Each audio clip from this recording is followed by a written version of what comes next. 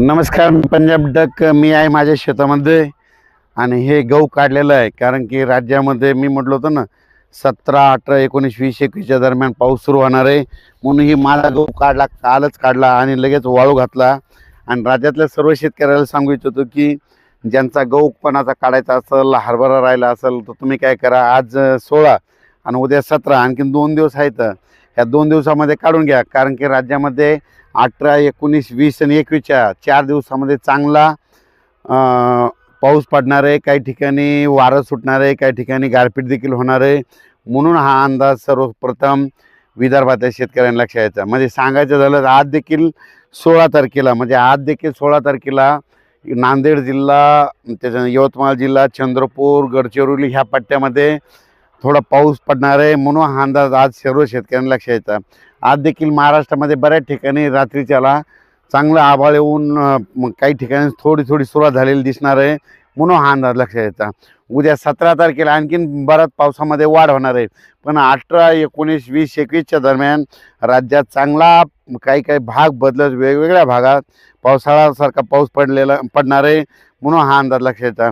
ज्यांचा गहू काढणीस आलेला असेल तर तुम्ही गहू काढून घेऊ शकता, हरभरा काढून घेऊ शकता, मका उघड्या असली तर ती झाकून ठेवू शकता. वीट उत्पादकांना सांगू इच्छितो की तुम्ही काय करा, उद्यापासून तुमच्या विटा झाकून ठेवा. कारण की चांगला पावसाळ्यासारखा पाऊस पडणार आहे. म्हणून हा अंदाज लक्षात यायचा. हे पाऊस तुम्हाला एक सांगू इच्छितो, सुरुवात पूर्व विदर्भ, पश्चिम विदर्भ, त्याच्यानंतर मराठवाडा, नंतर काय होणार आहे 18, 19, 20, 21च्या दरम्यान मग पश्चिम महाराष्ट्र, उत्तर महाराष्ट्राकडे जाणार आहे. म्हणून हा अंदाज लक्षात यायचा. म्हणजे सांगायचं झालं तर हे पाऊस सांगायचं झालं तर महाराष्ट्रामध्ये दररोज एक दिवस प्रत्येक ठिकाणी येऊन जाईल.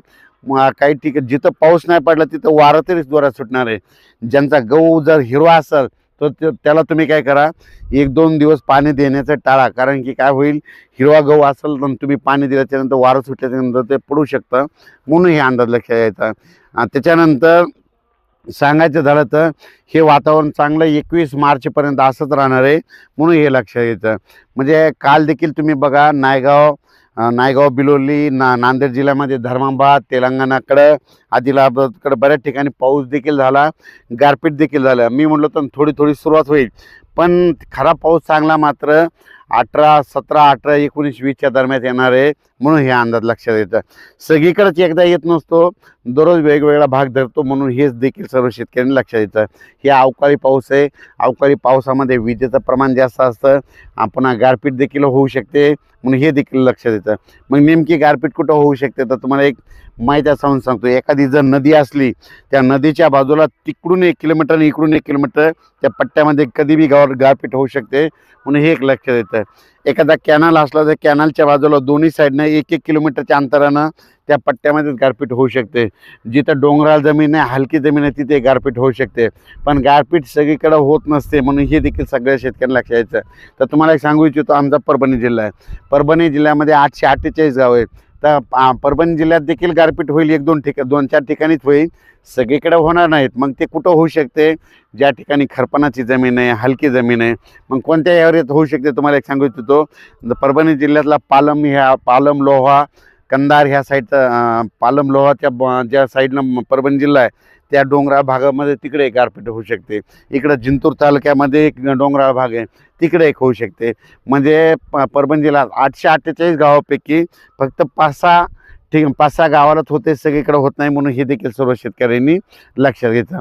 माझी शेतकऱ्याला विनंती आहे, या पावसामध्ये विजेचं प्रमाण जास्त असल्यामुळं काल देखील तुम्ही बघा, धर्माबादकडे काय झालं, विजा पडल्या आणि त्या ठिकाणी 5 ते 7 मेंढ्या मृत्युमुखी पडल्या.